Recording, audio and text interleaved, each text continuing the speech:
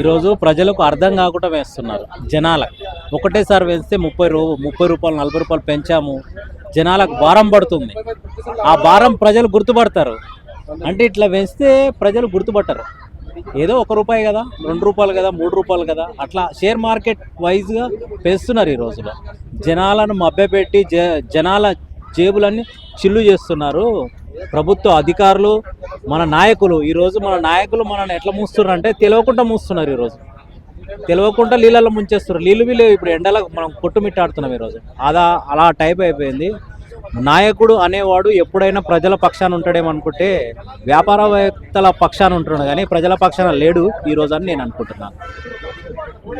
అంటే చూసుకున్నట్టయితే మనమైతే పెట్రోల్ రేట్ అయితే పెంచాను అయ్యని చెప్పి ఎలక్షన్స్ ముందైతే అన్నారు. మరి ఇప్పుడు పెంచారు, ప్రజలు ఇప్పుడు ఏ విధంగా చూడాలి? నేనేమంటున్నా అంటే 5 రాష్ట్రాల ఎలక్షన్లో మేము అది హామీ ఇస్తున్నాం, ఇది హామీ ఇస్తున్నాం అని ఎలా చెప్పారో, మేము డీజిల్ పెట్రోల్ రేటు మేము వేస్తున్నామని అది చెప్పొచ్చు కదా ప్రజలకు. ఎందుకు చెప్పలేదు? మరి మీరు ప్రజలు దొంగ నాయకులే కదా, ఈరోజు దొంగలా కాదా? కేంద్ర మంత్రులు అయినా కానీ, ప్రధాని మోడీ అయినా కానీ ప్రజలను దొంగలు చూస్తున్నారు కదా, దొంగతనం చూపే చూస్తున్నారు కదా. ప్రజలను ఇట్లా పెట్టడం మంచిదా?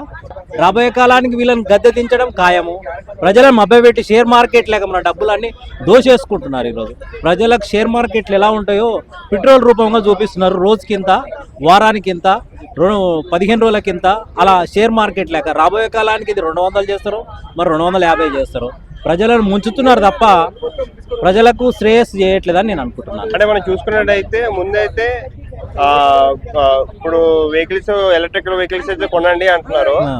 అంటే మళ్ళీ పెట్రోల్ డీజిల్ తో ఉన్న వెహికల్స్ అయితే ఇప్పుడు వేస్ట్ అయినట్టే కదా, దానికేం చెప్తారు? ఇప్పుడు నేను డీజిల్ పెట్రోలే ఇంత వేస్తున్నాం. రాబోయే 20 కాలంలో అంచనా వేసుకుంటే మనం వాటర్ ఈ రోజు 10 రూపాయలు తాగుతున్నాం, రేపు 500 కావచ్చు వాటర్ బాటిల్ లీటర్. ఆ రోజు అధికారులు, నాయకులు మనకు ప్రోత్సాహం చేస్తారా?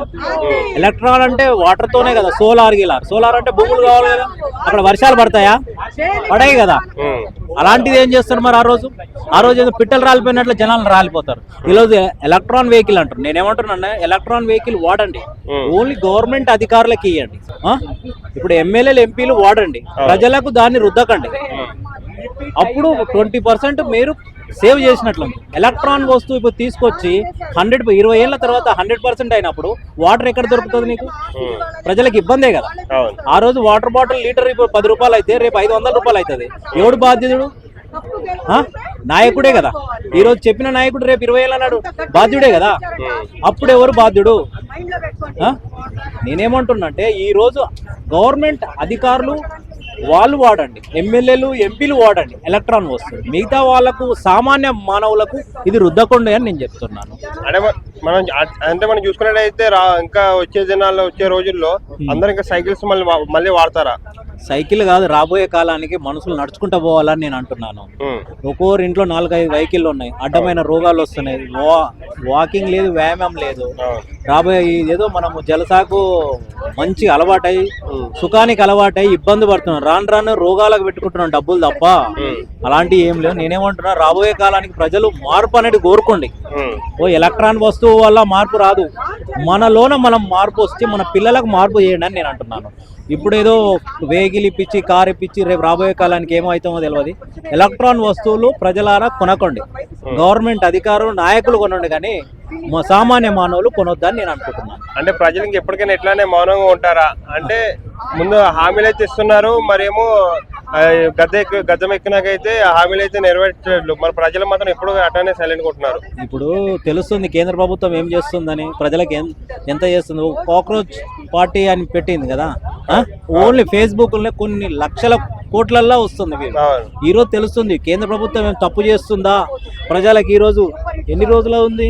ఇప్పుడు ఆల్రెడీ మొన్న మీటింగ్ పెట్టారు, నిన్ననే మీటింగ్ పెట్టారు, 4 గంటలు సర్చ్ చేశారంట. 18 ఏళ్ళు 30 ఏళ్ళ వాళ్ళకి మనం ఏమైనా చేయాలా మనం, లేకపోతే గద్దె దిగుతామని మోడీ గారు. నేనేమంటున్నా, రాబోయే కాలాన్ని వీళ్ళకి సరైన తగిన శిక్ష ప్రజలు చెప్తారని నేను ఒక మెసేజ్కే ఎంత వణుకు పుట్టిందంటే రేపు ఓట్లు వేయడానికి ఎంత వణుకు పుట్టిస్తారో ప్రజలు అర్థం చేసుకోవాలని నేను అంటున్నాను. Okay, thank you.